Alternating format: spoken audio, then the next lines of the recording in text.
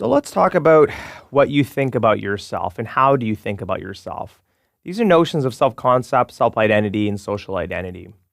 So self-concept or self-identity, those terms are used interchangeably. It's defined as the sum of an individual's knowledge and understanding of self.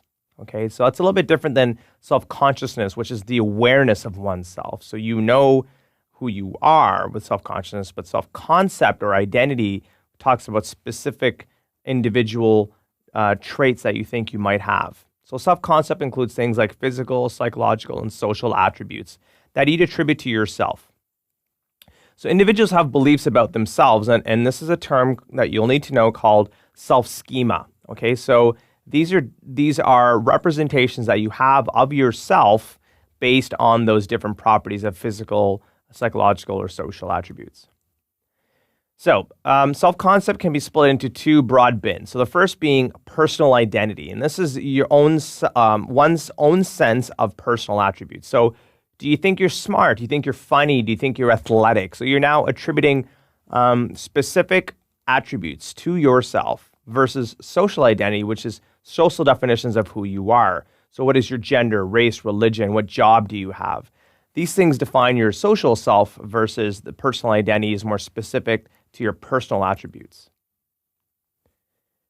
Now, let's take a look at different aspects of identity. And I know we love acronyms, and this is going to really help you study, but we use the acronym of addressing. And we're going to go through each letter and what it stands for, and that'll help you kind of understand and memorize all the things that you need to know for the MCAT. So one of the first things that will help identify you are things like your age. So, are you really, really young? Are you really, really elderly? Or are you just in the middle? Disability status, religion, ethnicity or race, sexual orientation, socioeconomic status. And this refers to sort of where do you fall in the ladder of society? Are you a blue-collar worker with minimal education? Are you somewhere in the middle? Are you highly educated? Are you professional? Are you a little bit more affluent? So these things we call socioeconomic status, and they play a huge role in a lot of different variables that we'll talk about in this section and others. Indigenous background, national of origin or nationality, gender. These all have a key role in helping describe and define your identity. So what we have here is a summary table we're going to go through, and it's going to look at the different points that we just brought up for the addressing framework. And we're going to look at the groups in this example that have power versus those who have less power for that specific identifier.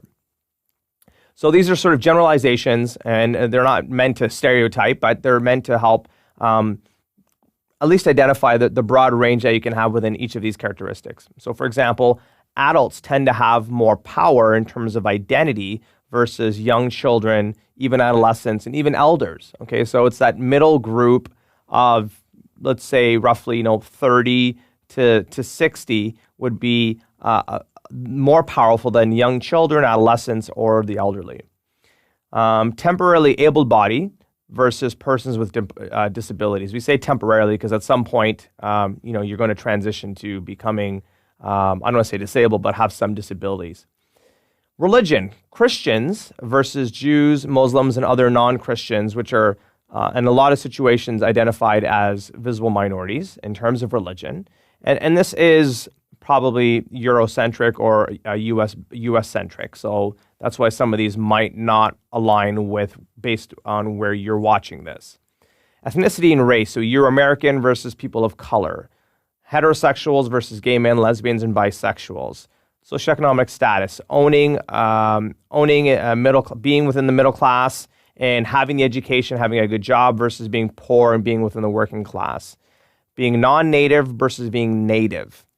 Being U.S.-born versus an immigrant or refugee. Being male versus females, transgender, intersex. So I went kind of quickly because I don't need you to sort of memorize this. This is just to highlight the fact that based on these characteristics, you can have those who kind of fall higher up in terms of power versus those who are lower on the scale. And this is going to be very individual. It's going to be very regional specific. Where are you based? What country are you in? What's your cultural community look like? Right now, we were going more from the U.S. standpoint, but you can see how there is this difference.